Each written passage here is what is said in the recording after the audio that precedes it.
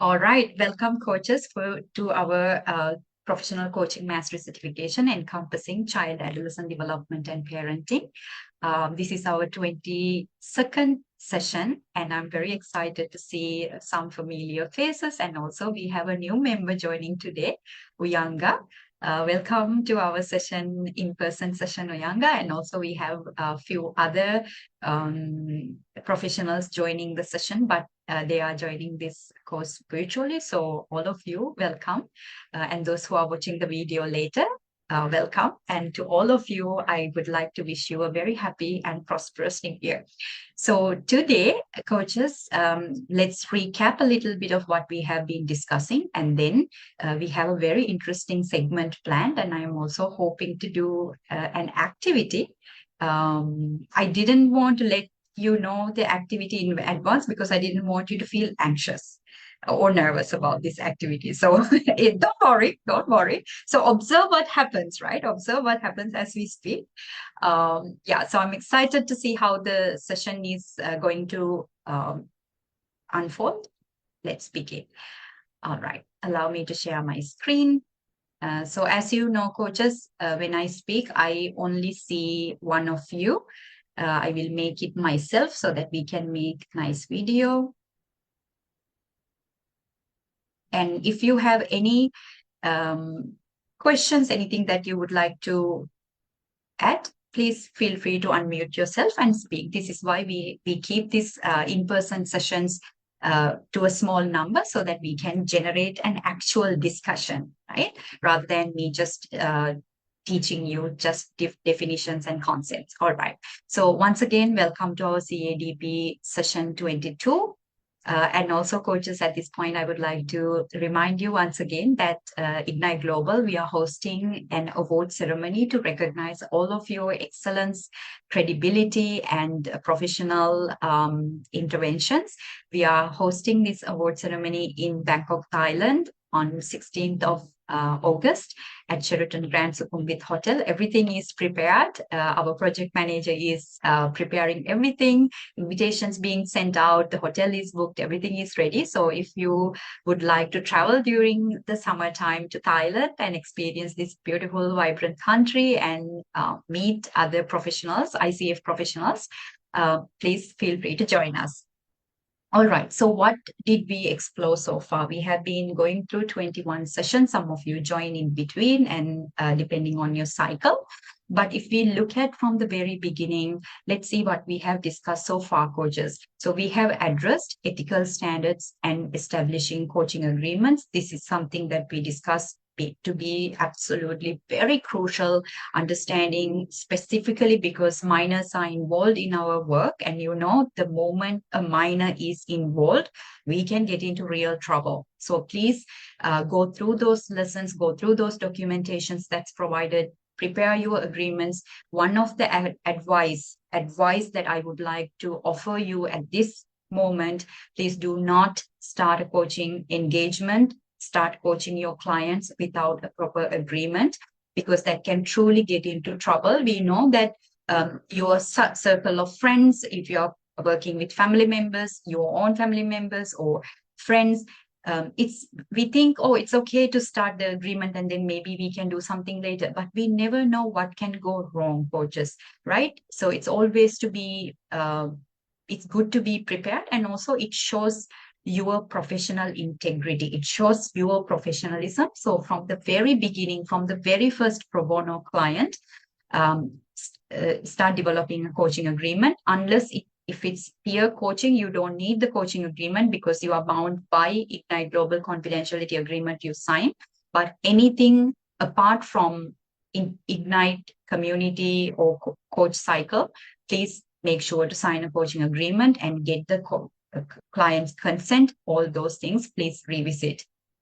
And then, if you remember, we also paid a lot of attention to ecology of parenting, understanding the parenting vision, the importance of why we need to understand these 5 systems and its influence and the impact in child development. Especially coaches, recently I have been, while I was on holiday, I've been reading some new psychology research, and they very, very clearly that they indicate the evolution of parenting styles. If you remember, before we have four major parenting styles, but of course now there are sub parenting styles. But as you can imagine, the world has changed. Our parents' generation, the way they parented us is not the way that we need to parent our children, because we live in a digital world. Our parents didn't have so many challenges new world parents face. So this is why understanding of the ecology of parenting is very important, and especially some of you work with international clients, expats. So having that awareness is absolutely very crucial. So please be familiar with these terms and understanding when you work with the family, it's not just this Mr. or Mrs. whoever and their child. There is so much more to that family coming together, right? Understanding that it's so important. And then we also we spend a lot of time discussing establishing an authentic relationship and building rapport with your client. We know that sometimes parents are going to tell you. Recently, I had a session with a parent where the parent literally told me, I don't like to spend time with my child. Literally, she said, I don't like to spend time with my child. It makes me feel like I don't even like my child. We are going to hear things like that, coaches. And in order for a client to tell you something like that, for a mother to, especially a mother to say something, this doesn't mean that I'm not dismissing father's feelings, but for a mother to say something like that after she carried that child for 9 months inside her body, to say that I don't like spending time with my child. I think I don't even know if I like my child. It takes huge vulnerability, and this shows the how strong our relationship and the rapport that we need to have with our client to, in order for them to be that vulnerable and that honest with the professional. So also, this is just the adult side. And in terms of relationship and rapport, they come to you because they already have some sort of rapport with you. Like, for example, Uyanga, when she joined this program, although she didn't speak to me, she spoke to two of her very trusted friends, and she had some input. So there was some sort of rapport, there was some sort of security, and so on. And however, when you work with children and adolescents, you know that they haven't paid. They are there. No, they don't even know why they are there. So if we expect to sit in front of a child and for them to trust us and build rapport, that is not going to happen. It takes consistent, deliberate effort to build that relationship and rapport with the child. This involves thoroughly understanding who your child is. This is also what coaches I keep on saying. Think about your coaching package, especially from a financial perspective, because I would like you to be financially absolutely very successful. That's why you are in this field, right? I mean, you're choosing a path for yourself, because financial success is also important. So think about it from that perspective as well. As a professional coach, when you work with multiple clients, how much energy are you going to have? How much energy do you have in order to build that relationship with that child? Is it really your calling to work with children, because it takes so much energy to work with children? Or do you like just to work with the parents or adults, or what age that you would like to work with? All of these things, right? So think about how much time would you need to build a relationship with a child, all of that. So paying attention to our relationship building skills is important. And then we also discussed a lot about building a coaching embodiment of coaching mindset and coaching presence. This is something that kept on coming from the very first day till today. We talk about embodiment of coaching mindset in terms of being curious, our presence, our attunement to the client, how much attention we pay, how much actively listening that we can do. All of that depends on how much we embody the coaching mindset, to be non-judgmental towards our client, to be really open and empathetic towards our client. This is all part of embodiment of coaching mindset and coaching presence, especially empathy, non-judgment, and curiosity. These are three things that we have been discussing over and over. Coaches know that knowing the concept is one thing, actualizing it, embodying it is something different. Now, at ACC level, you are expected to demonstrate coaching skills. At the same time, if you go through the assessment marker sheet, you will see that, for example, curiosity or silence is not just demonstrating the skill in one or two occasions. It's the coach presence. It's the embodiment that coach demonstrates. You can see someone could learn some good communication skills and then use that to just to get going, get things done. But you also know that someone who has embodied that sage energy someone has, that when they have that grounded present, and they are truly there to listen to you rather than thinking about the next question and the next question and acting upon their impulses, right? So learning to more than doing, this is something I would like to give credit to Victoria. I remember in one of the sessions, parenting is also like that. It's not about doing, it's about being. So when we talk about coaching presence, there is nothing we can do about coaching presence. It's about being coaching presence, embodying that mindset. So the more we embody the coaching mindset, more grounded and sage our coaching presence is going to become. So I would say, coaches, rather than being so, I understand at the beginning of our career, when we learn something, we need the logical process, we need the step-by-step approach. While you learn the step-by-step approach, I also invite you to pay attention to the embodiment part of it, because you will see the more you embody these skills, your coaching technicality becomes even more precise. That's just a side effect. So focus on embodiment of the skills. And then we also discuss coaching communication for a very long time, active listening, silence, how to listen inward, how not to prepare our how not to let our mind go around while we are listening to the client, how to pay attention to the client's energy, shifts, emotions, feelings, all of that. Especially, we discussed that we are working with young children and minors, and they don't know fully how to express their emotions. They don't know how to fully express what they feel through communication. So we need to be very vigilant. We need to be very observant to understand the clues, the body language, the behavior. Often, children communicate through behavior, right? They communicate through behavior, even seemingly misbehaviors.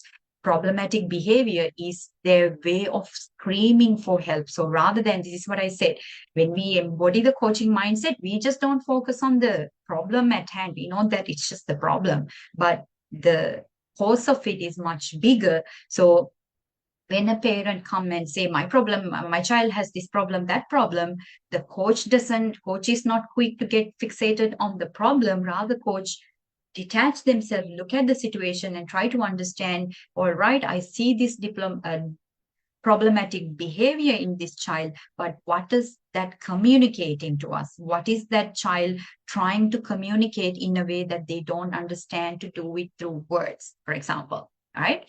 And then we also look at smart goal setting. We discuss different types of goal setting. And one of the things that we look at is the smart elements of the goal. We discuss that if there is no proper goal established, it is not considered as a coaching conversation according to ICF terms. So coaches make sure that you are crystal clear on how to set a smart goal. And then we also discuss designing actions. How do we do that? What is the process is like? How to provide autonomy to the client while designing actions and so on. And also we discuss accountability and follow up. We look at accountability for typical coaching situations and also CADP situations. We realize that accountability when it comes to just the adult is very different from when there is a minor involved, because then again, you will have to revisit the ecology of parenting different systems, because all these systems have to interact with each other and integrate certain aspects in order for us to provide that right accountability and progress for the minor client. So as you can see, what we are coming at here at the end of the day, although this is parenting and child development coach, this is a child-centered approach. Coaches, no matter what we do, starting from developing a parenting vision till follow-up, it's a child-centered approach. Even when it's just the parenting coaching, when the child is not involved in the engagement, it's the coach's responsibility still to bring the child into the picture and explore what impact, how does this goal, how does this action, how does this accountability impact the child's life, right? So this is something that we have been covering so far. So what come to you, coaches? Is there anything that I missed, anything that you would like to share at this point?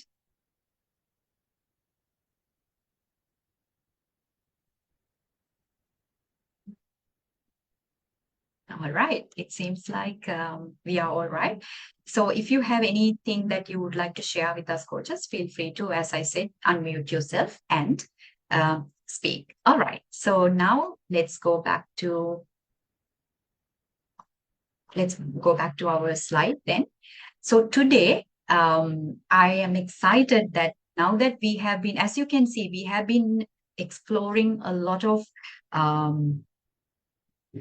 parenting parts, parenting aspects. We have been looking at a lot of coaching science, coaching skills, because this is a coaching training program, coaching education program. So my responsibility is to first make you understand, make you learn all the necessary coaching skills, gain tools encompassing child, adolescent, and parenting.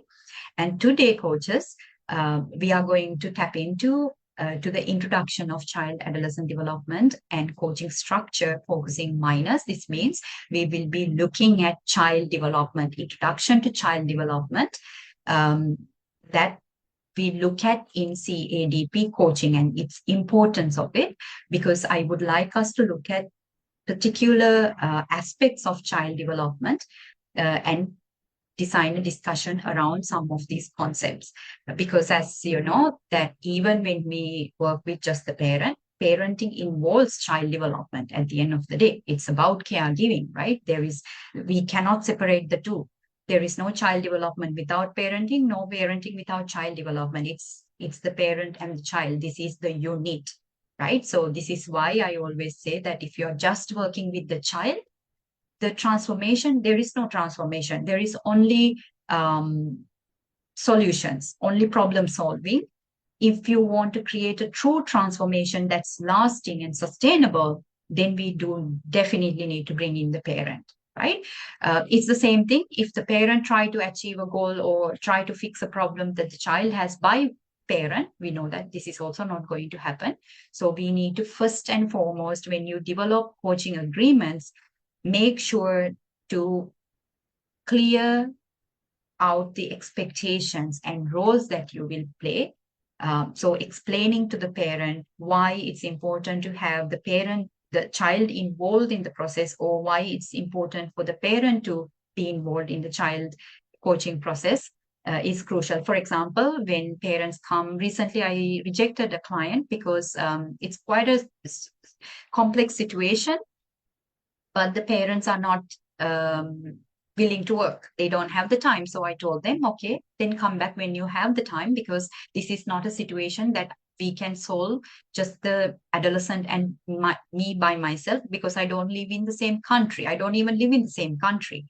It's not something, I mean, at the end of the day, I am only a professional. I am not the parent, right? It's the parent who needs to be involved. So in my situation, if they want their child development coaching, but the parent is not willing to be involved, that's not a client for me, because I know that I can't deliver what I envision to deliver or what I promise to deliver. So I don't take clients like that, coaches. So this is something also for you to think about.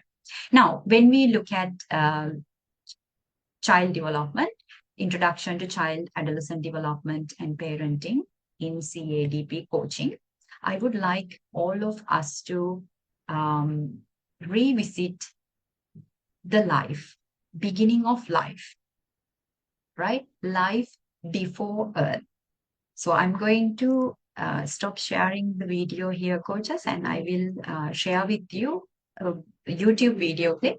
Let's watch it. And then when you come back, I would like to hear your thoughts on that. Of course, we are not going to discuss the development of the embryo or anything like that because we can't spend that much time discussing all those important information. But let's look at it. And then some of you have been, you are mothers, so you probably will be able to recall some of your memories from your pregnancy. And also I can understand this can be a triggering situations to some of you if you have experienced miscarriages or something like that in life. And I'm very sorry if certain triggers show up. Please be mindful as you watch this video, gorgeous. Please know that this is only for learning purpose. So I invite you to watch it mindfully and share thoughts and feelings only if it's comfortable for you. So please allow me to get the link and I will be back in 1 minute.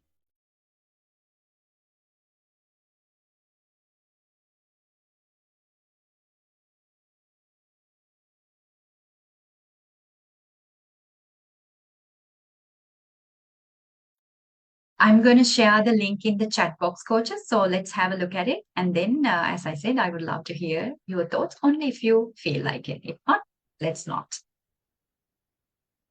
All right. Link is in the chat box.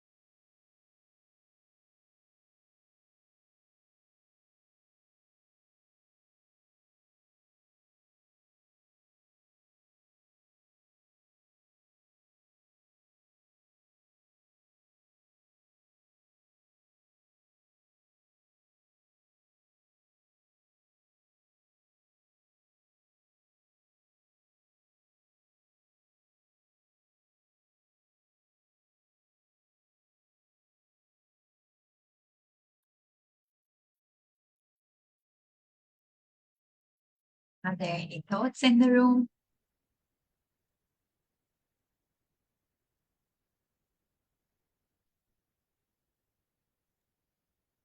Very, very, very beautiful video.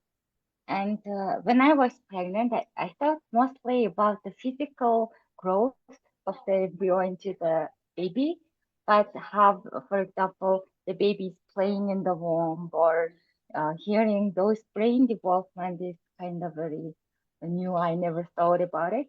Or maybe in the late months of the pregnancy, I would think yes, but I didn't know that it would begin that early, this development. It's fascinating to learn about it, Uyanga, Yes, isn't it? Especially when you're pregnant and yeah. when you know that life is being, yeah, thank you for sharing that experience. And you also said you educated yourself while you were pregnant, and that was helpful as well. Um, Thank you, Lux, for this reminder of when I was pregnant. The process. For me, it also, despite going to pregnancy and reading every day what's happening every week, what's happening this week, as the younger has said, some things, especially that was in the beginning, it's fascinating because I think we just said that around week 3, you can already detect what the heartbeat is there. We might not be able to detect it for a few more weeks, but at week 3, after fertilization, most women don't even know they're pregnant, haven't even thought of their this period. And so many important things happening, which for me then always brings up the thinking that how do we take care of our bodies in that time? And it's lucky that my husband read the baby book with the horrible title before I got pregnant. It's kind of made sure I know some things about diseases and what it wants from you, even in those literally early days of being pregnant. But for many people, I think it's not that low. It's available, sure, but it's not. I'm sorry for the noise. It's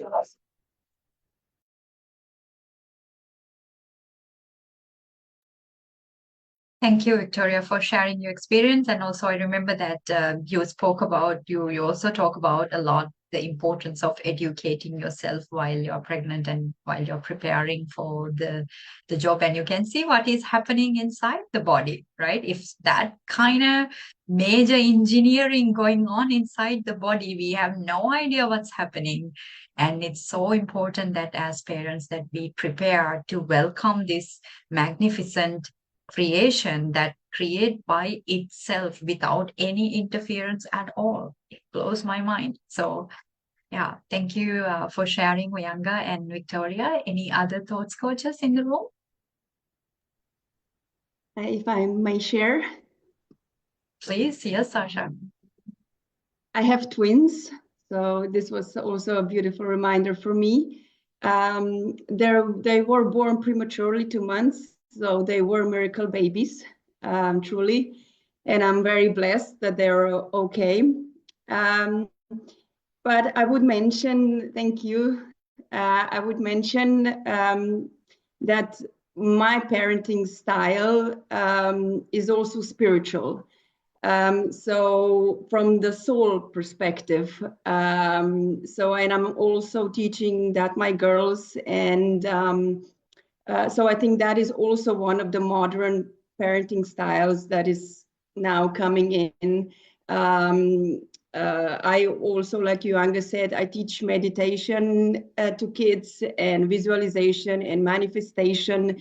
And those are the things that are developing now in the society. And it's a new style of parenting that is coming in. So also from the soul perspective, that we have some sort of soul inheritance, so that we are also aware of that, of our spiritual side of being. I love that so much, Sasha, and I'm so happy that you mentioned this and also that you are aware of it. It's actually very true what Sasha is sharing, coaches, the spiritual parenting. And I know that we are still at the very early stage of this spiritual development. Like if we look at collective awakening, I'm not trying to put any words into you, not any religious aspect, but I we can see that collectively, we can see that the consciousness is evolving. People see the world differently because, of course, I mean, look at AI, just the technology itself is evolving. So people's consciousness, how we perceive the world, like, for example, without any attachment to this, I would say, like some years ago, being a different colored skin person was illegal. It was not accepted. And even in this today's world, there are still countries that being homosexual is illegal. So you see, it's our narrow minds, coaches. It's our mindset. I would say, I don't want to call it broad or narrow, but it's our mindset and how we expand our consciousness, how we expand our awareness. So also what Sasha said, most parents are we embody this mind, body, and we also have life energy. Some people call it spirit, some people call it soul, but we know that there is something that resides within us, this some sort of something that we can't pinpoint, right? This is why uh, for example, let's say when I die, I'm not even called looks anymore. It's the body. It becomes just body, right? So that breath, the last breath that we take. So this is also why I believe that the breathing is a fascinating thing that we do, right? Without control. And we can only take one breath at a time, only one at a time. There is abundance of air, but we can only inhale one at a time, right? So it's very interesting concept. So I think modern world parents are very aware of this spiritual way of parenting. Seeing, when I say spiritual, what I mean is understanding there is more to just doing. There is more to doing. There is rather than thriving to make their child, like, for example, when you ask, like, oh, what your child want, what do you want your child to become when they grow up? Most parents say, oh, lawyer or a doctor. And that's not a bad thing. I completely understand where that come from, but it's also important that the child is someone who can regulate their emotions, someone who has moral ethics, um, all of that, right? So looking at it from a holistic perspective to parenting, that's a very important aspect, Sasha. So yeah, any other insights?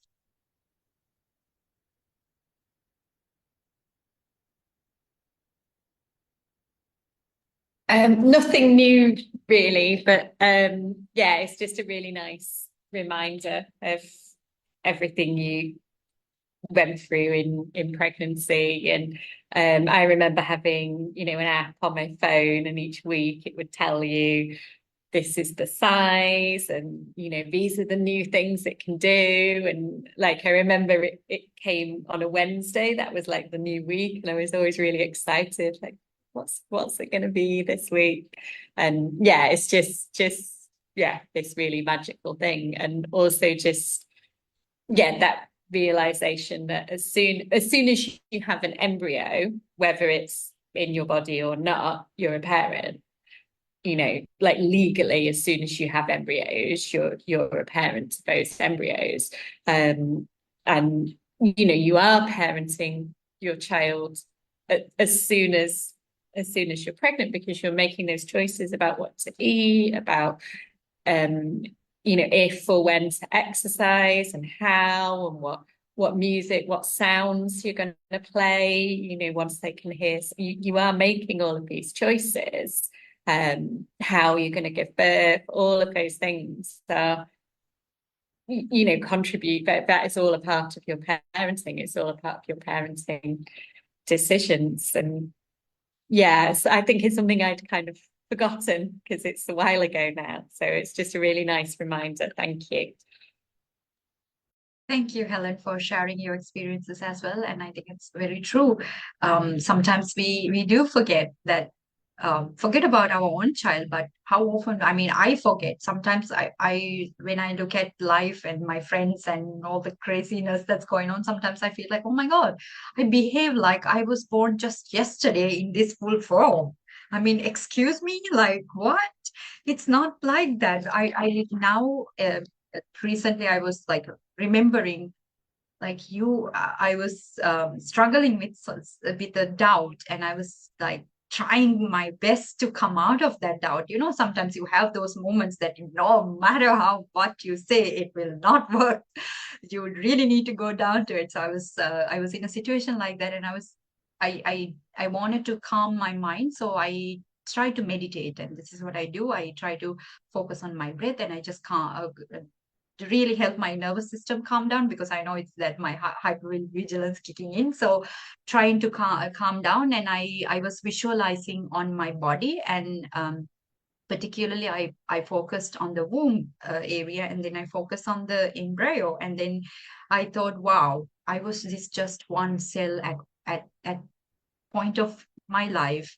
Literally, I was just that little dot, that just one cell, and in my meditation, it blew my mind to realize that that one cell had all the knowledge, all the capacity, which part is going to become the heart, which part is going to be the uh, brain, my eye color, my skin color, all those information was stored in that little seed that I was once.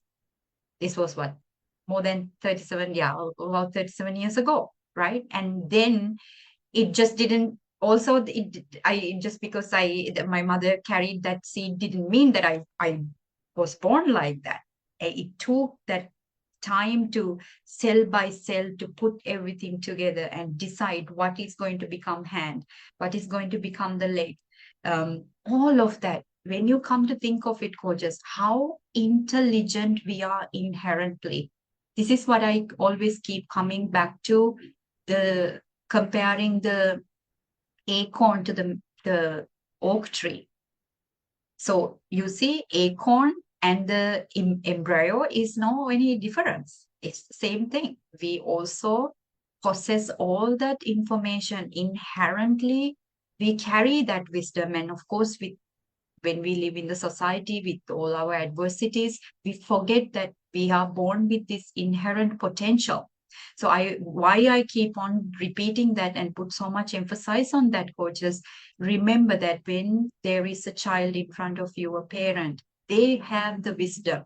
Of course, a child doesn't have the life experiences and the brain development to get there. That's why we are there. That's why there are caregivers to accommodate that process. So the reason why I wanted you to watch the video,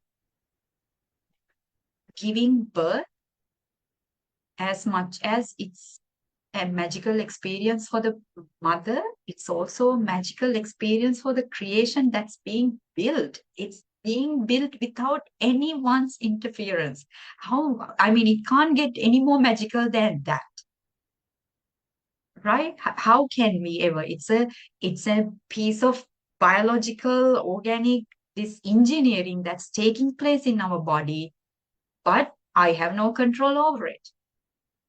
Right?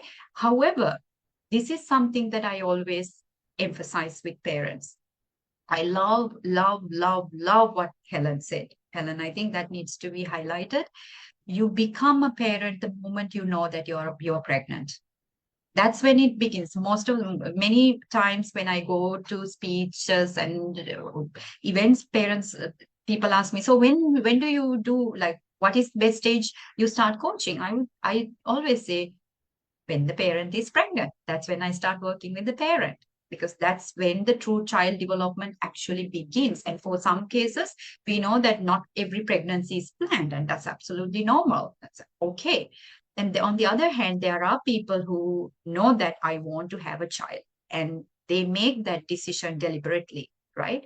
So for those people, the moment that they consciously decide, finalize the decision, I am going to have a child, we are going to have children, that's the time you become a parent. And that's when we start learning, we start preparing our parenting journey, not only once the child is born, coaches. Of course, there will be things there are going to be things, everything is going to be a learning experience as the child grow up, but there are things like what Uyanga and Victoria very rightfully said, educating ourselves, learning about things that we don't know, because not everyone is a child development specialist. You are not expected to learn these things unless you deliberately go somewhere and learn these things, right? So that's why coaches. So I would say this can also be a niche. For example, 2025, one of my programs is called Secure Nest, and this program focuses on pregnant parents. The idea is that your child's physical body is being developed, that like Yanga said, everything that you think, feel, eat, everything impact that life being created inside you. Not just that, also the way we interact with each other, the mom interact with the people around her, with the environment, what she thinks, how she feels, all of those things matter. So imagine, coaches, while the child's nervous system is being built in the body, while the child's heart is being built in the body, their little brain is being built in the body, that's when the mother needs to have the most regulated nervous system. That's when she needs to feel secured and taken care of. Her emotional regulation needs to be at a positive level so that she can provide that nourishment to the unborn baby that she's carrying with him, right?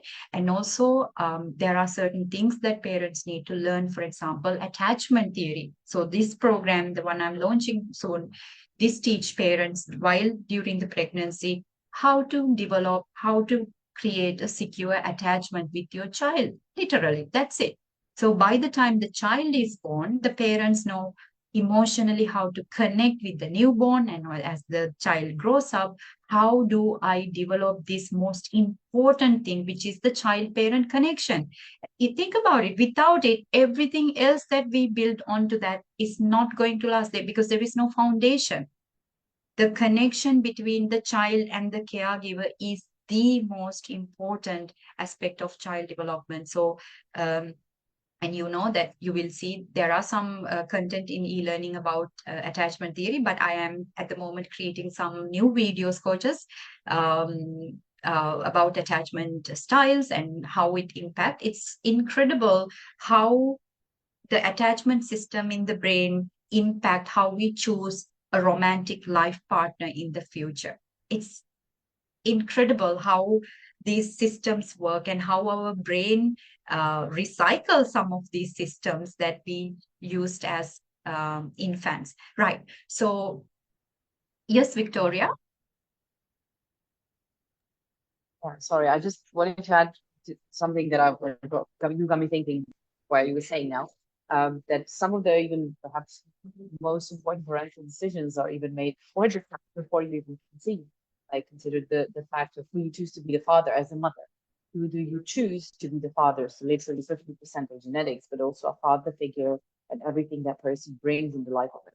And you make this important decision even before, or the country where you want to bring the child to the world. So I've read somewhere, I don't know who to give credit to, that the child that is actually, you become a mother the first time you have the idea of having the child in your head. So you don't even have to have a fertilized cell, so to say, but you already start thinking about the conditions you want to have in your life when you conceive, when you become, because from day one, as we've now seen, all these important things start. So you kind of maybe have a relationship, or you don't. You decide you want to do this yourself, but you make these decisions.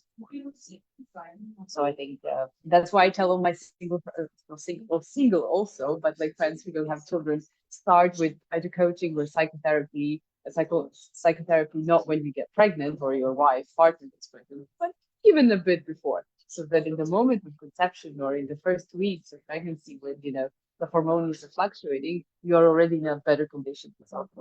So you don't have to do that care at that. I think that's a very important point, Victoria, you are adding. Thank you. And also looking at like the connection between the father and the child. Usually it's the relationship between the mother and the child is highlighted because of course there is an obvious bond. I mean, the woman carries the child in the body, so it's undeniable. But fathers, like for example, it's incredible. Like I also work with women and some of women who have attachment issues, and it's incredible. Like I don't know, every time I speak with people, and not in a positive way, but I'm so like shocked to see how many absent fathers, like children of absent fathers, adults of absent fathers. It doesn't mean that the father was physically absent, but also emotional unavailability. And this is something I think most our male population feel this pressure. And also not to forget that our men in the world are not given a space to grow up learning that emotions has no gender.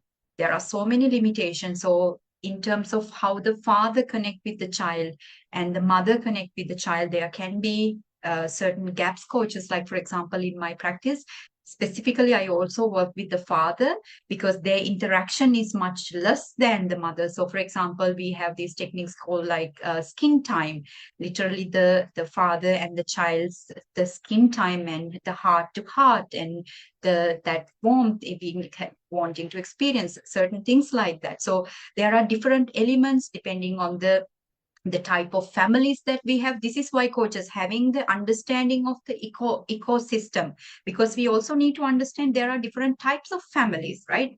As I said, I'm creating some content and you will see that there are different types of families. Right now, that's the content I'm creating, the dynamics of families and the different types of families. There are literally different types of families, like nuclear families.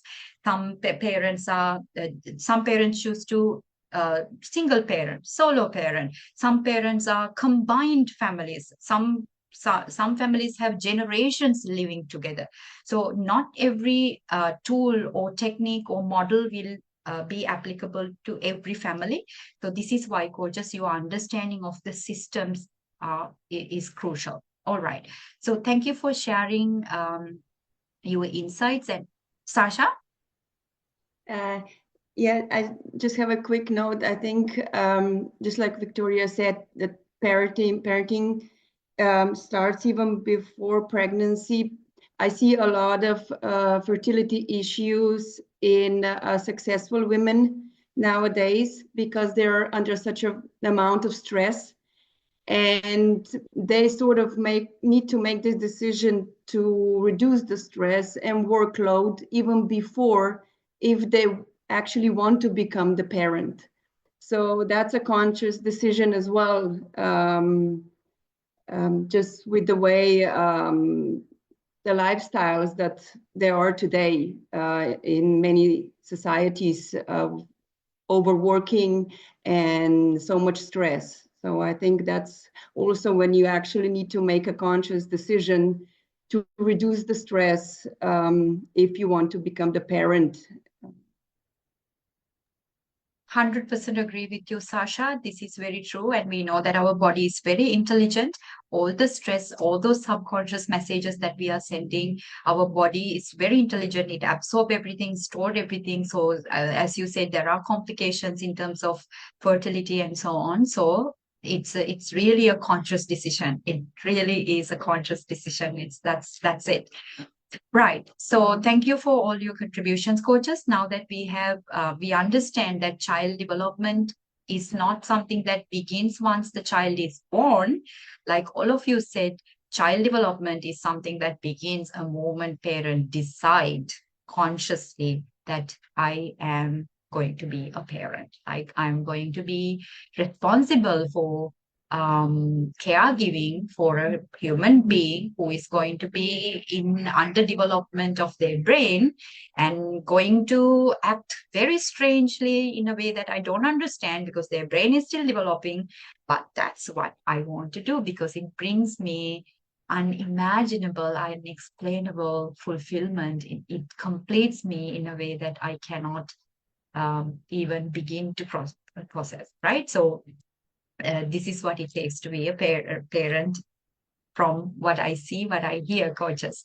Right. So now when we look at, we first discuss the beginning of life before birth.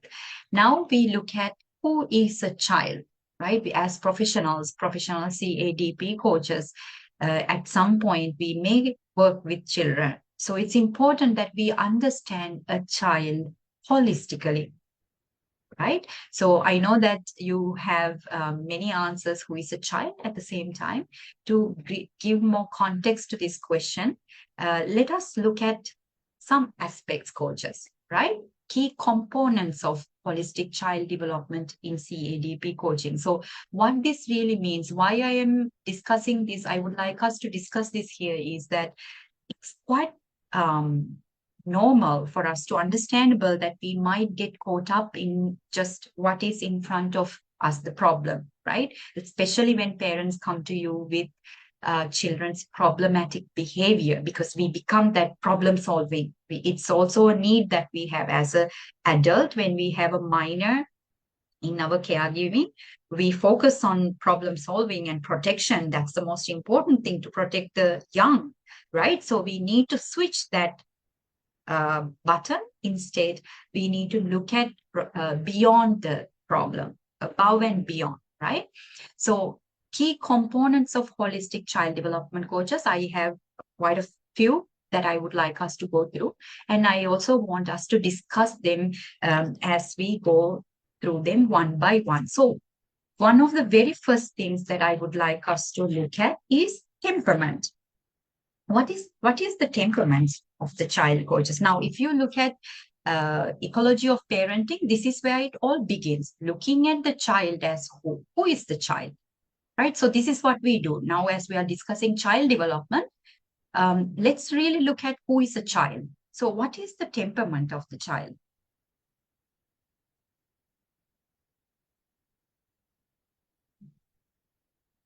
Any ideas?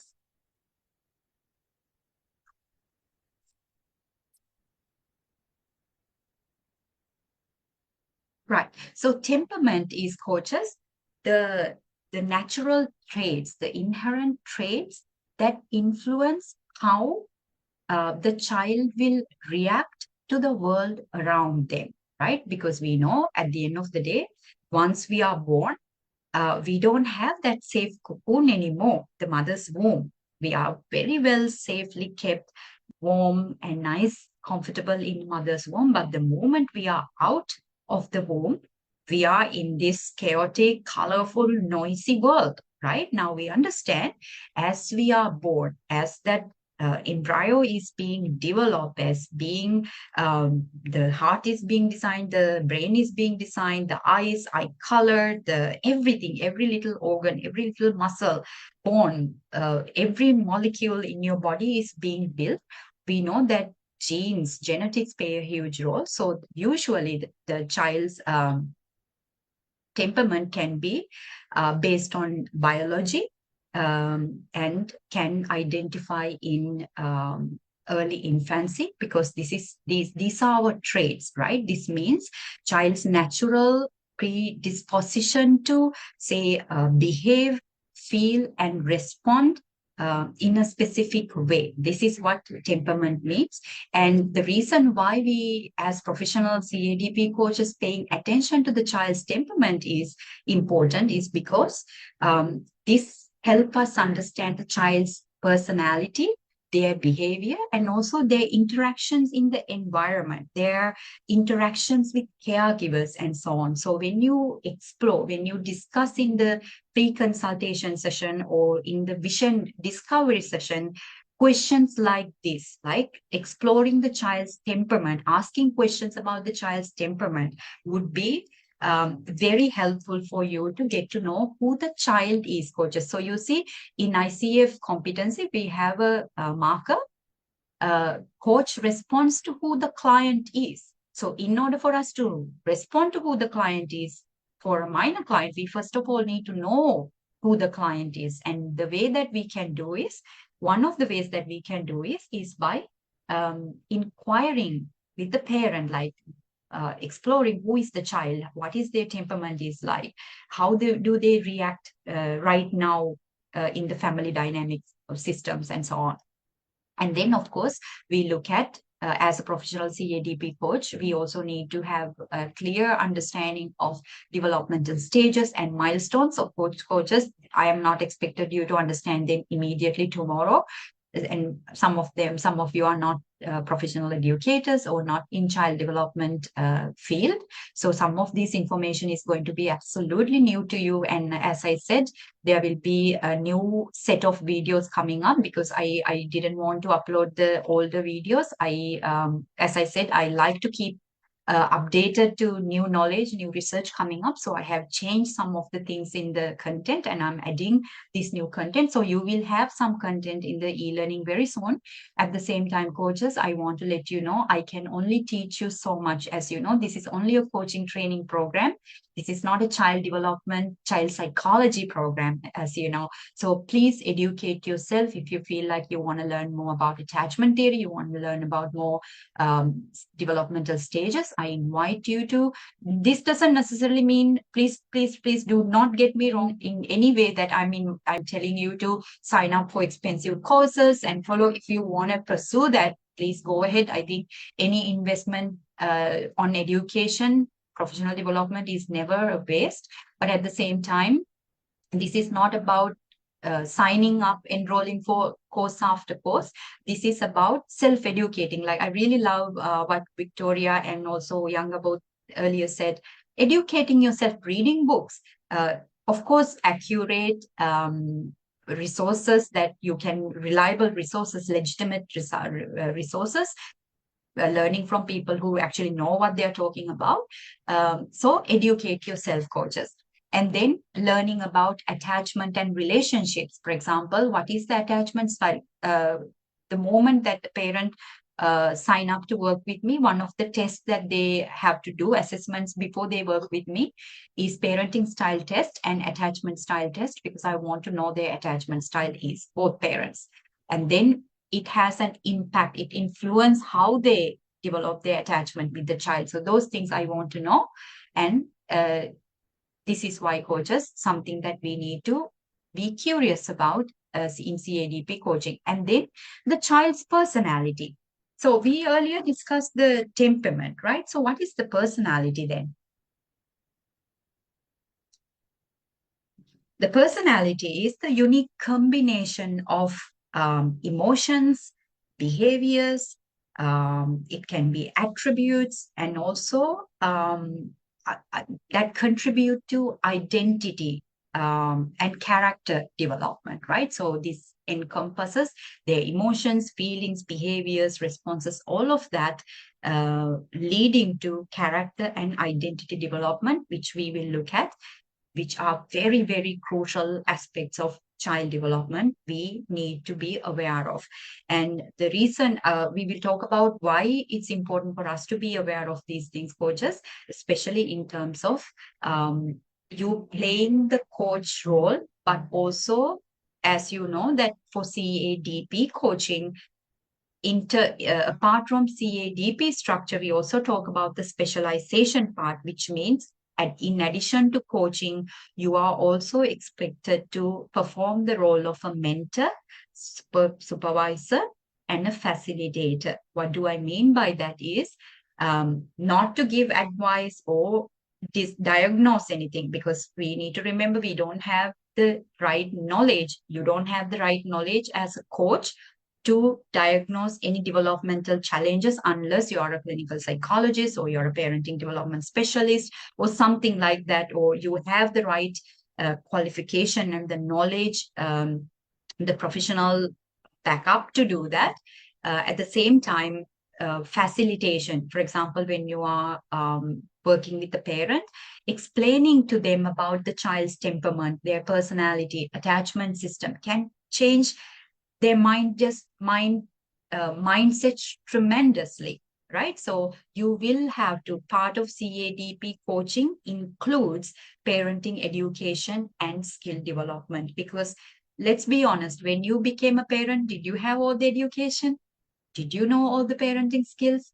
But would you agree that if you knew some of the education, or if you had some of these skills, would you not agree that it would have been easier? Recently, I was speaking with my mom and I was telling her some of these things, that we discuss in the training, because she's absolutely very passionate about child development, and she loves to learn about coaching as well.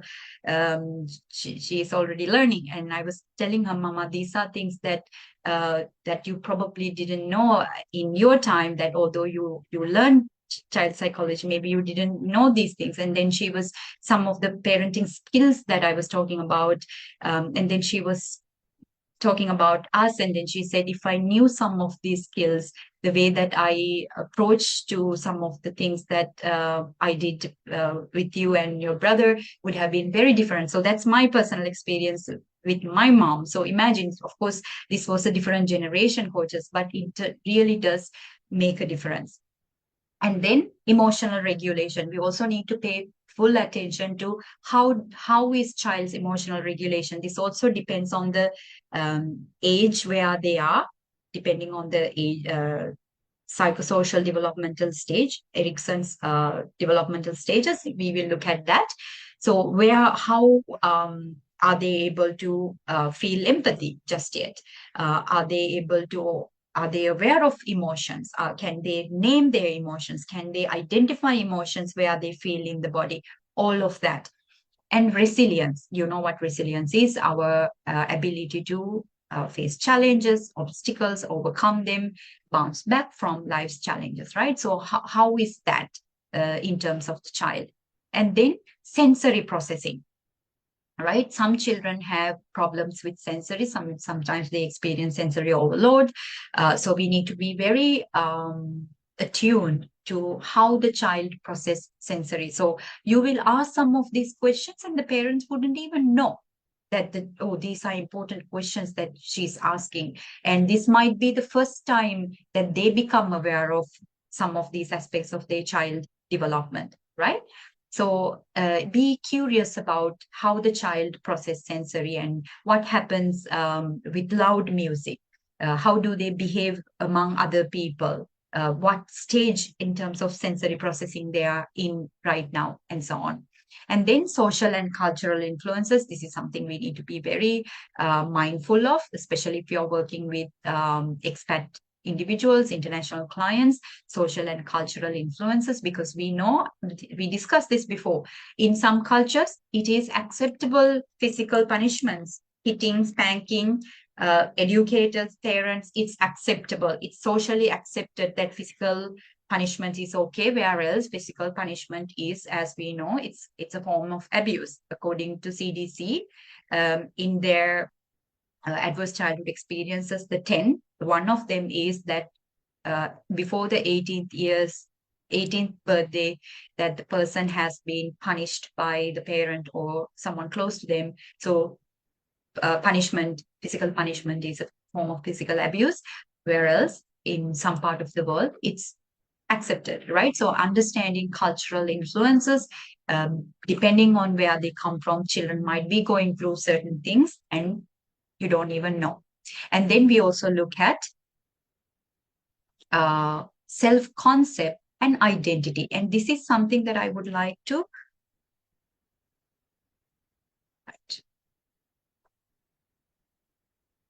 so just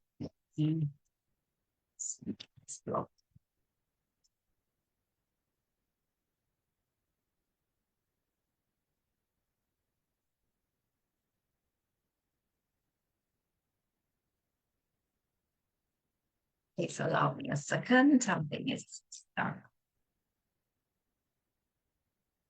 technology.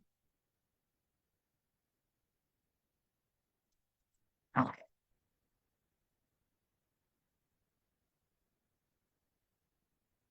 All right. So now, coaches, here I want to stop for a little bit, right? I'm going to minimize this one. So let's look at self-concept and self-identity. What do you think is self-concept and self-identity? Here, I want us to park and do a little bit of a reflection.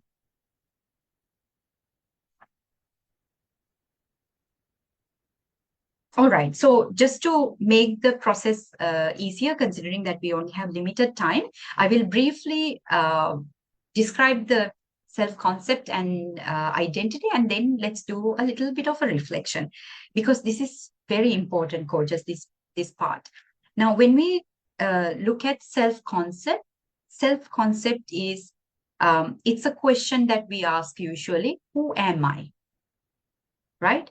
So this means understanding the perception of who am I, my perception of myself, my understanding and the perception of myself. Who am I as a person? Now, this is a concept is developed based on our beliefs and our attributes, right? All of these things contribute to our self-concept. This means also, coaches, our upbringing, our environment is very crucial. It's influential when we develop our self-concept. So we tend to ask the question, who am I? Who am I? You will see this.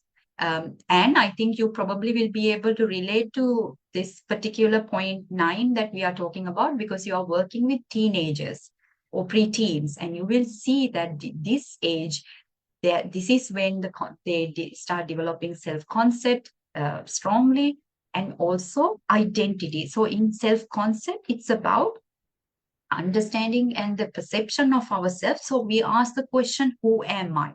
And on the other hand, when it comes to identity, identity is, who am I in the context of the world? How do I identify myself in the world, right? So this means, this also includes the self-concept, which means that my understanding of myself, my perception, at the same time, it also incorporates with social roles, the roles that we play in our family and social situations, our cultural affiliations, and also our sense of belonging, right? This is where you see that peers become very important during this age, especially preteens and teenage years. They are developing their self-concept and their identity. So their peers become very important. They question, you will see that they limit, they push their limits, they push their boundaries, because they want to discover themselves. They want to understand where they stand in the society. This is also why you will see more arguments in the families. The adolescents often talk back to the parent. They disobey. They probably will not break the curfew time rules, all of that, because they are testing their boundaries. They are trying to make sense of the world. Who am I in the world? Who am I, and who am I in the world? So now, if you remember, coaches, as I said, one of the things that we do in our trainings, if you remember at the beginning of the training, we also have done this activity. I invite you to describe yourself metaphorically, as in your symbol. For example, now when we think about ourselves, our perception, if you really think about our understanding of ourselves, how I see myself is very much influenced by my external achievements, my family, my cultural backgrounds, all of that. At the same time, if we remove all these layers, that I have curly hair, I have brown skin, I have brown eyes, I am this person, I have these positions, I like this and that. All of that, if I remove, I'm a sister, all the roles. Usually a question I ask is, who are you at the core of your essence, of your very being? Now, if you remember, if you listen to our case study, Mrs. Chu, Karen's mom, in one session, she said she identifies herself as fire. She identifies herself as someone who always make a positive change. She always has that fire burning within her, not only for herself, but also for others, for the world around them. And this is what she said. I very clearly remember something she said. She said, this is what gives her purpose. And also, if you listen to her story, you can hear how her sense of self, her self-concept, her sense of belonging, her identity has influenced and shaped by some of the childhood experiences, especially adverse childhood experiences she has encountered as a young girl in a Chinese family. And as you know, this is, of course, again, coaches, this is not about any particular culture or a nationality, but we know in some cultures, let's say, baby daughters are not welcome in families. In some families, that you are expected to perform extremely high in order to match the family status. Or let's say they come from a family of lawyers, so they believe that everyone else who comes from this generation also has to be lawyers. So they have very high expectations, academic pressure. So we sometimes grow up in families like that. Or we have no boundaries. We have no parenting, no caregiving whatsoever. Or else we also have these parents who are authoritative, who knows that I'm not a friend with my child. My job is not to be friends with my child. My job is to be a parent to my child, not a regiment, but also a parent, right? So they balance they balance the demands and the responsiveness, right? So and so forth. So now the question is, now as you know, when you work with adolescents, when you work with children, adolescent parents with adolescents, some of these things you will have to discuss with them. You will have to explain to them, this is how your child's self-concept is developed. Your child is in this stage. This is the developmental stage. For example, when you learn about Piaget's cognitive development stages, Erikson's emotional psychosocial developmental stages, you will be able to tell, oh, your child is in this particular stage, and that's why your child's cognitive process is like that. And this is why your child tend to be rebellious, because they're testing their autonomy. And in this particular age, they are building their self-concept, their identity. So they feel this way. So you see, coaches explaining to parents about certain developmental stages that their child is going through can reduce a lot of stress and overwhelm that parents feel, because they feel like, I don't know what I'm doing. Parents feel like they are the only one who is facing that challenge, whereas most adolescents tend to behave. I mean, I'm not saying that all adolescents behave the same way, but we know that there are common behavior patterns and tendencies to adolescent development. It's not because of the child's anything to do with that. It's because that's how human development occurs. So understanding, like, for example, when you have work with young children, parents with young children, most parents are often stressed out by the child's emotion, because we know that during sensory motor stage, they are absolutely, children are even pre-operational stage, they are very egocentric. So they don't understand there is any other perspective than them. They also don't understand what it means to sit down for 30 minutes. They don't understand why they need to eat broccoli, because their brain is not developed yet to understand those concepts. So it's important that we explain these factors, provide these parenting educations to parents, so that they understand, oh, my child is being rebellious right now and pushing boundaries because it's not a problematic behavior. Rather, it's a developmental milestone my child is going through. It's actually a positive thing that I should be celebrating. Of course, I understand that the behavior and the situation is annoying and I want to fix this. But at the same time, I understand that this behavior is a result of the developmental need my child has. So instead of approaching chaos with chaos and becoming the enemy of the child, how can I become the same part of the same team? So it's not me against you, it's we are together. It's not you against the world. We are together. We are one team. How am I going to help you understand who you are and your place in the world? This is what parenting is. This is what caregiving is. Right. So now, coaches, I invite you to reflect on your self-concept, the way you understand and perceive yourself. So when we also say self-concept, things that would come to play keywords that comes to mind is self-awareness, right? Self-concept builds upon our self-awareness. And then our self-esteem, how we feel and think about ourselves and our abilities. And then our self-image. How do my mental image of myself? And then ideal self. Who am I aspiring to be?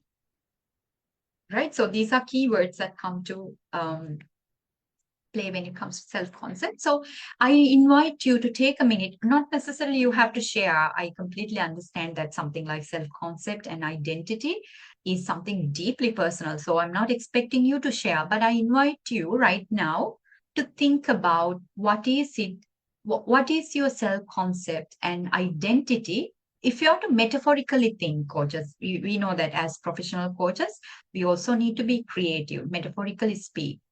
So if you look at your childhood, your adolescenthood, and some of those experiences influenced to how you see yourself, what insights come to you?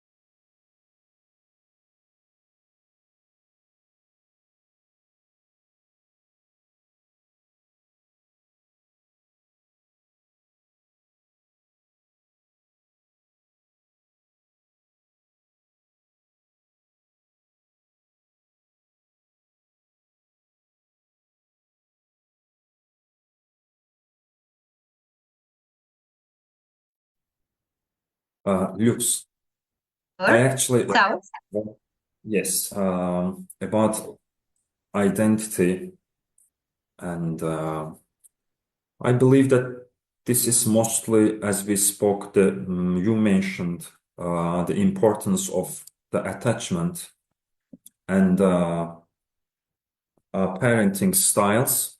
I believe this very strongly influences how you identify how you perceive yourself and identify yourself.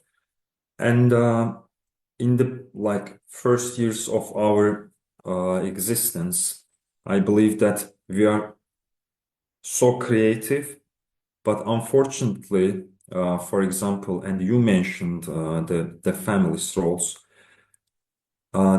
we lose this creativity. And why, for me, for example, to answer this question is a little bit hard, because you know, we didn't, for I will speak about myself, I didn't have the opportunity to get this identity from myself. It was usually put upon me, you should do this and that and etc. And then in certain time, and I remember my adolescent years, I was very, very rebellious, talking back to my parents, and and having some fights with my parents. And I believe this is also comes from the childhood experiences. And this break that we had, I have actually was reading a lot about the parenting styles and about the attachment styles. And you shared actually that when you first start with the parents, you do the tests about the parenting styles and the attachment styles. And I believe that if these styles, the parenting and attachment, are not, let's say, proper, then it's very hard for the children, for a person, to get their true identity and the personality. So yeah, I believe that somehow we lose this creativity and the true self, true identity comes within. And that's why we know about, I believe that most of the coaches know about the neuroplasticity, and actually in the book, but the body keeps the score. They said that as a human, we are born as many men, but we die as one person, you know. So many opportunities for us.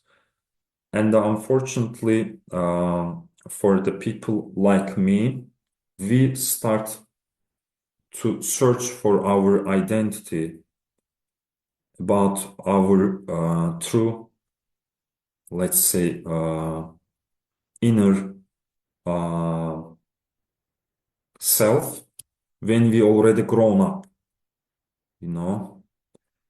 And yes, that's why actually, and in the beginning, actually in the first meetings with you and with Fernando, I have mentioned that I believe in the transformation, and I believe that a person can, even in the as an adult, can change this. Yeah, and so I'm not really sure that for now, here and now, I'm able to answer this question about identity.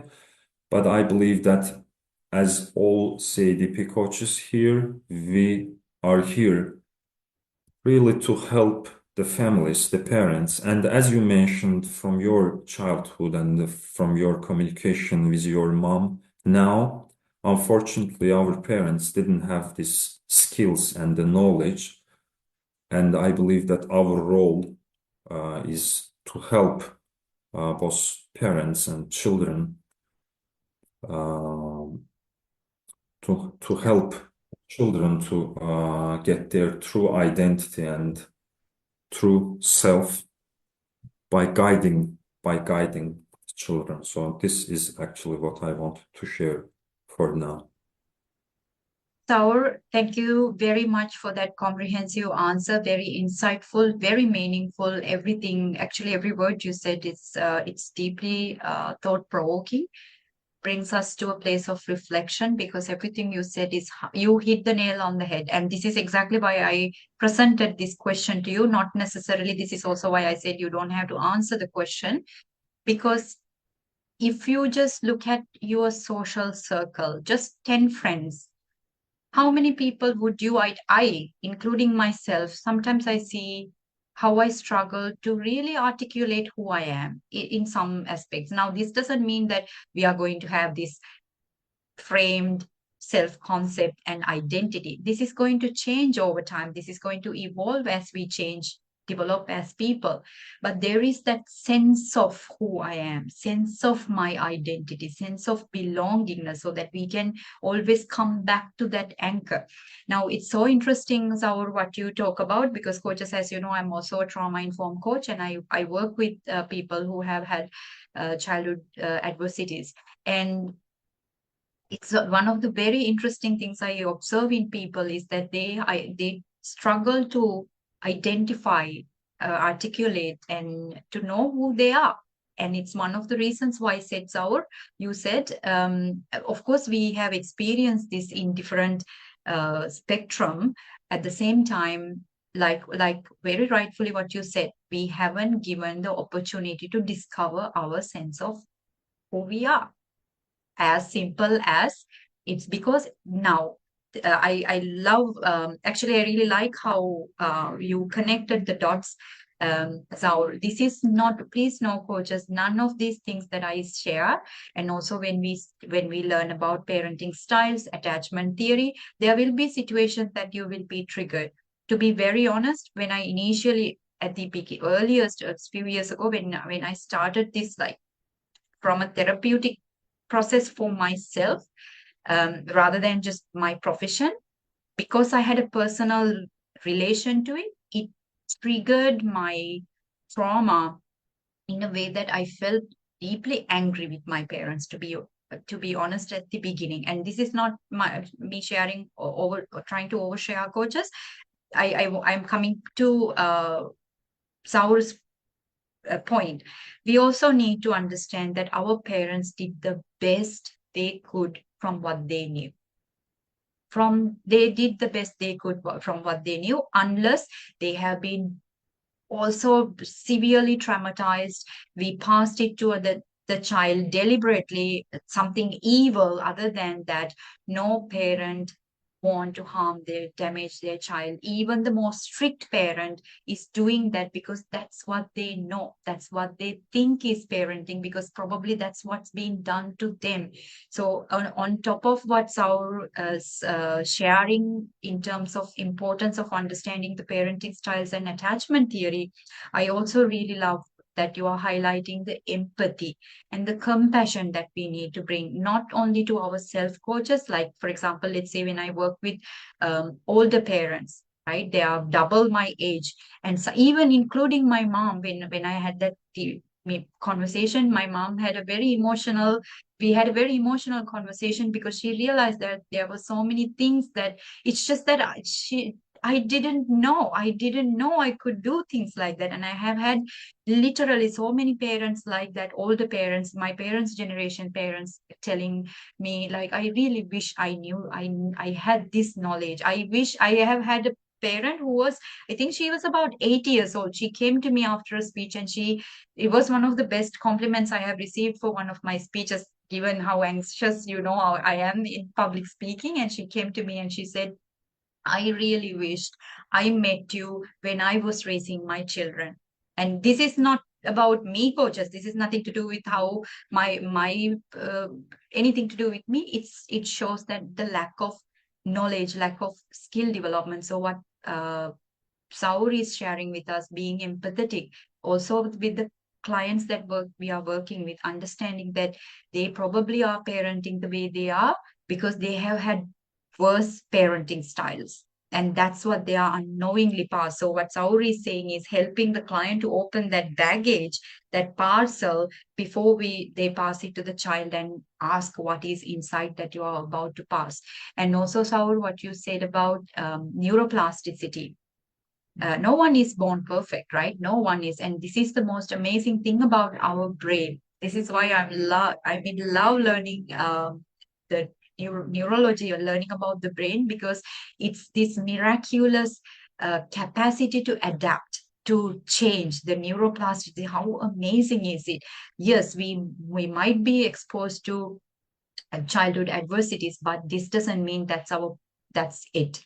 That this doesn't mean that we need to be prisoners of our past. We can move forward. So imagine being able to help parents understand that much, how much burden that you are going to take away from them, right? So this is the reason why we look at self-concept and identity and so on, coaches. So you will see, while you are helping the minors to build their self-concept. So you see how you said in our generation, we didn't have the opportunity. Actually, that's also in my situation is the same, right?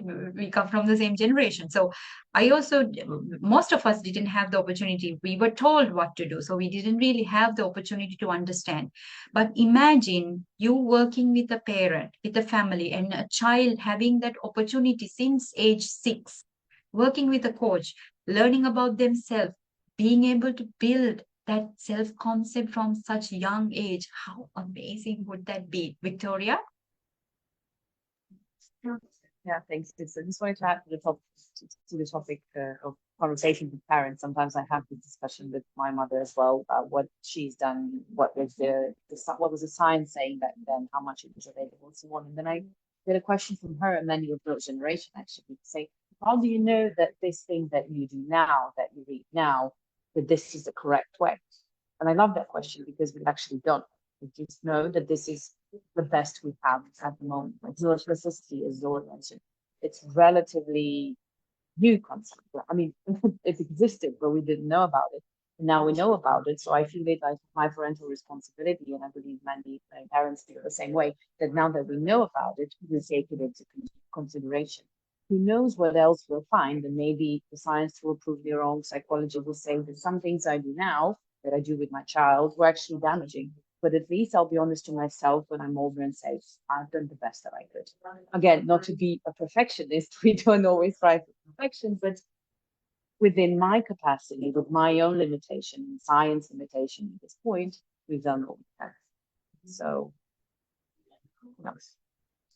That's a great addition, Victoria. I mean, that this is why I also like I want to keep up with the new psychology research, because I want to find out what is coming out. The world is changing rapidly, and everything is changing out. The way our brain is acting differently, all of that. So it's very important that we keep up with these new learnings, because like it's so true, Victoria, in 10 years we will look back and we will be like, oh, I wish I had that parenting knowledge, so I could have done something completely different. So I really like what you said.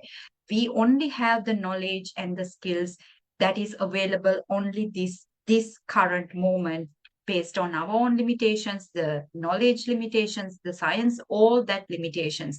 So it's important to understand that each stage we are somewhere that we have never been before. At every beginning of a new stage, we have never been there before, so we don't really know what we are doing. And in 10 years, there will be something better. We don't know.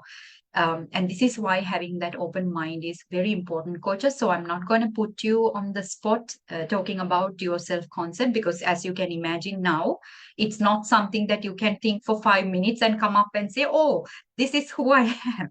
This is my self-identity. It doesn't work like that, especially some of the complexities that we may have experienced as children. However, I invite you to think about it. Right? I invite you to think about it because this could be something that can create further reflections for you, and also as for your children, the families that you work with, and also Anne. By the way, coaches, Anne and I recorded a very, very insightful episode, and shared some very valuable insights, because Anne is particularly working with teenage girls. So this is why, and when Leah told me that you are joining the session, I thought, this is good, because you will be able to live participate, especially that you're working with adolescent girls. I'm going to take a quick break, but when we come back, and if you also have anything that you would like to add, specifically self-concept, identity in terms of girls, like especially some of the things that you shared in the recording, I think that's very insightful, especially like we know that children, our world, growing up in a very different world. Imagine, coaches, we have these complexities in terms of self-concept and identity, and we did not have any pressures of TikTok, Instagram, Facebook, all this and that, and social platforms. Imagine children now, and imagine the stress level of parents who have to manage that, whose self-concept, identity is being literally designed as we speak based on what they see on TikTok and Instagram shorts. It's scary, right? So, and tapped into some of those very important key points in our recording. So if you have any insights, and when we come back, I also would love to hear from you. Right, coaches, I know that we have been discussing, having a discussion for almost 2 hours. I'm so sorry. Let's take a 10 minutes break, and then when you come back, we will continue with our discussion. All right, let's take 10 minutes. And are you still okay to stay back? How is your back? Yeah? Okay, excellent. All right, see you then.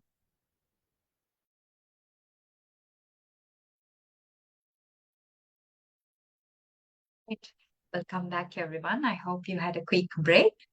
Right, so let's dive into our discussion.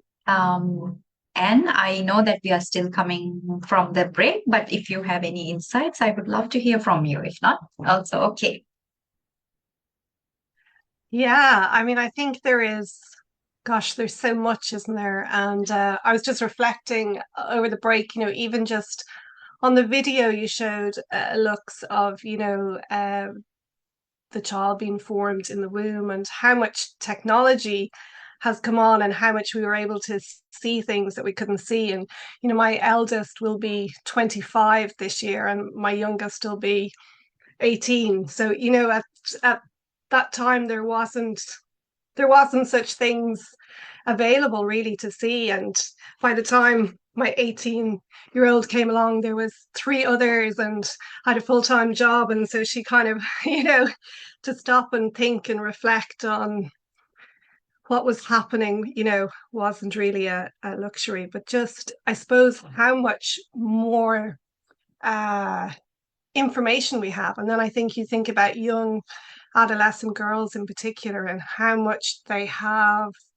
just coming at them all the time, telling them kind of who they should be and how they should look and how they should behave. And I think back to, when I was growing up and it was your family very much influenced how you behaved, or, it was a much smaller influence, I suppose. And you see now with young adolescents that there's a lot more anxiety, I think, than there was in previous generations, because in some ways they have access to so much that it can be quite confusing for them. And so some of, I suppose, what you're trying to do is just help them understand that bit about who are they and what's important to them. And, they're going through a period where their peers are really important, and yet they're also developing and growing at this time. So what's important to them is changing. What's important to their peers is changing. And so you get these friendship issues which can cause real pain. And so part of what we do as well is looking at all of that and trying to help them put perspective on that, because that's a big part of some of what you see at this age as well, because they're naturally just growing. But those friendships can be really, if things go wrong, can be really disruptive for them.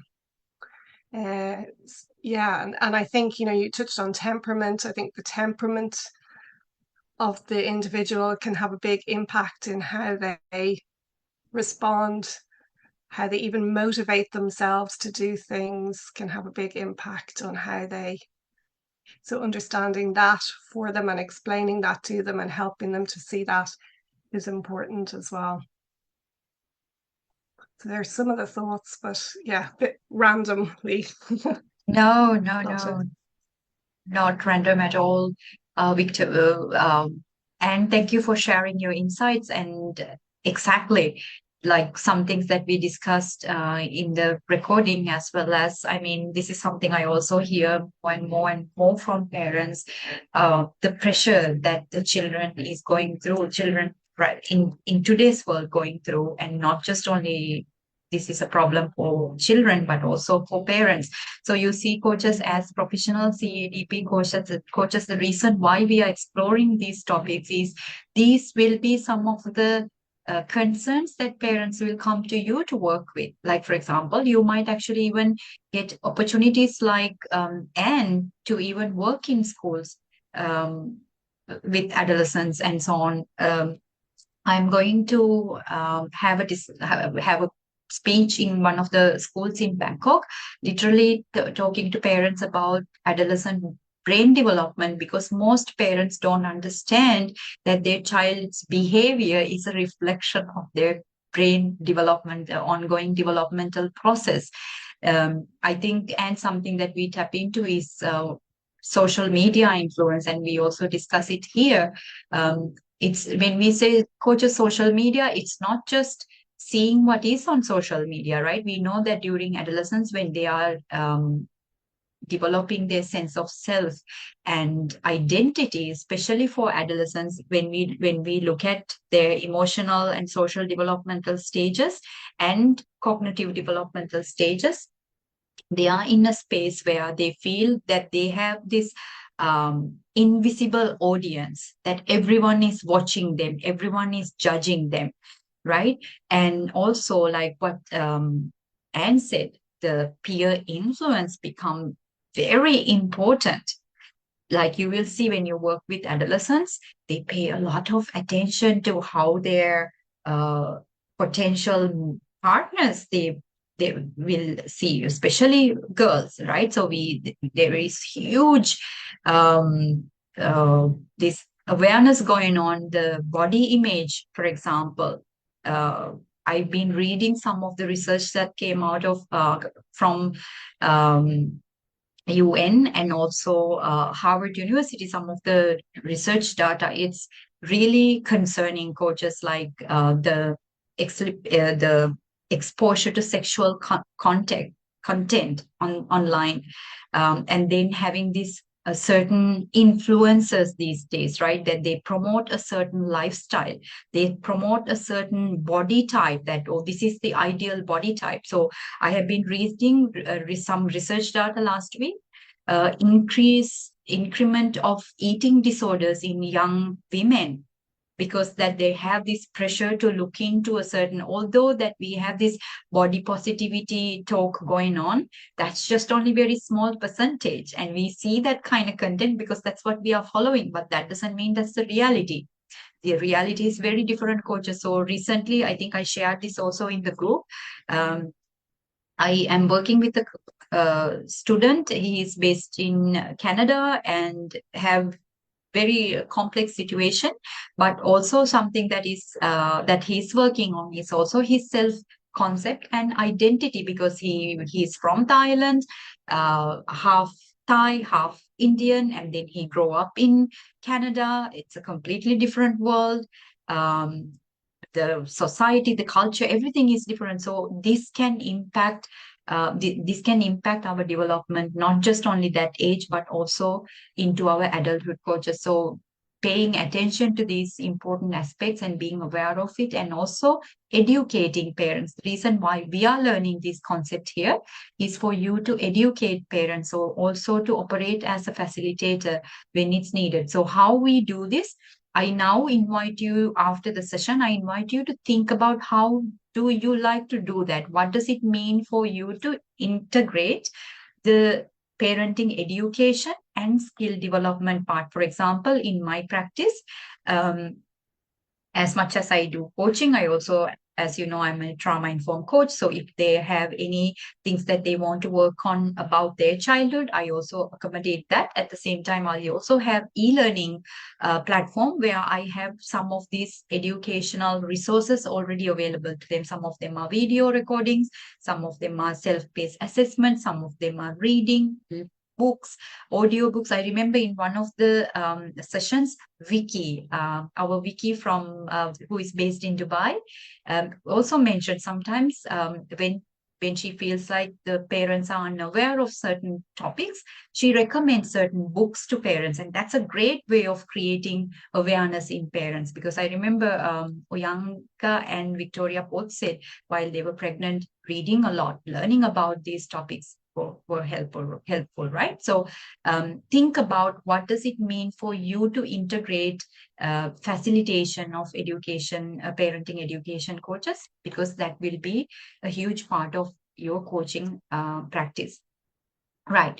So I still have a few things there that I would like us to tap into very briefly.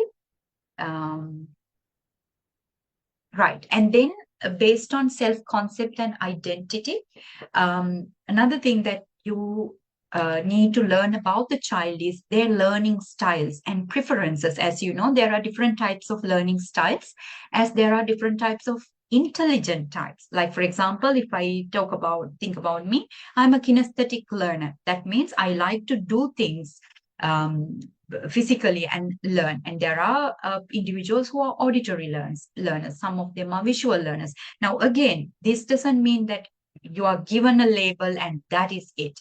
We need to remember that these things can change, but we have a dominant preference. So while you communicate with the parent, while you get to know, so in your relationship building session with a minor client, this is something that you can explore. What is the child's learning style is like? Because at the end of the day, you will see that you will also have to incorporate some of those learning skills, education skills into the coaching practice. For example, when you create awareness in the child, they might not possess all the information that they need to. So you might need to teach them something, educate them something. So if you know their best learning style, for example, you know that they are an auditory learner or they are a visual learner or they like to do things with hands. So you can design your coaching activities, coaching tools based on the child's learning style and their preference. So this is when it becomes most active. This is why I said coaches, now I do not work with younger clients anymore because I don't have that time I want to give them. It's like, for me, it feels like I have become a parent and I don't give the child my enough time and attention and affection. Because when I work with a minor, I am so involved in that relationship. I want to know what happens after. This is not to create codependency, but I really spend a lot of time, energy investing on that minor client. So this is why I don't have that right the time here. So you also need to think about, like, if I'm going to educate the minor, how much time is it going to take, energy is going to take, all of that, coaches. So be mindful of those concerns. And then brain development, of course, this is something that we will address. By the way, coaches, you will have lessons, video lessons for some of these topics. For example, of course, you will have the developmental stages and milestones, attachment theory, and I will explain, for example, temperament, personality, some of these concepts comprehensively as video lessons, so that those who are not aware what these concepts are, you can gain a foundational understanding and then build on to that. And then moral and ethical development, right? We also know that as children grow, they don't know how to differentiate good from bad. What is ethical and what is not ethical? What are the social responsibilities? How to behave socially? How to be considerate in an environment, and so on, right? So we also need to learn how much the child has understanding of these things. And then individual needs and strengths, we will also look into Maslow's hierarchy of needs. We know that there is a pyramid of needs. Often we don't discuss these things, but of course we are going to address that. You will have some lessons coming up so that you can expand your knowledge on that. Communication skills. These are, of course, basic things that we need to pay attention to. How does the child communicate? What is their language development stages is like? Are they able to comprehend what I say? What is their symbolic thinking? All of that. And then the role of play. Usually when we think, oh, the child is just playing, but we don't realize playing is actually a developmental need. That's how they learn. So playing is part of the development. It's not something that children play for fun. Fun is just the enjoyment and the pleasure of play is the side effect, but playing is how the child develops, right? So observing how much space the child has to play. Like, for example, there are families that there are so many high expectations for the child since young age. They might not even have time to play. They might have to go to school, and then immediately after that they need to participate in other activities and so on. So we don't really know what happens there. So pay attention to that. And then, of course, environmental influences, where the child grow up, their neighborhood, the cultural, ethnicity background, all of those things. Environment, not just the social aspects, but also like the environment, the literal environment where the child lives. All that is very important key points of child development as CADP coaches that we need to pay close attention to. Coaches, I know there are quite a bit. And this is also why the program is comprehensive, so that we can really address some of these things. Right. Now, if you have coaches, as I know if you have questions, please feel free to unmute yourself and ask. Also, if you have any comments, feel free to do that.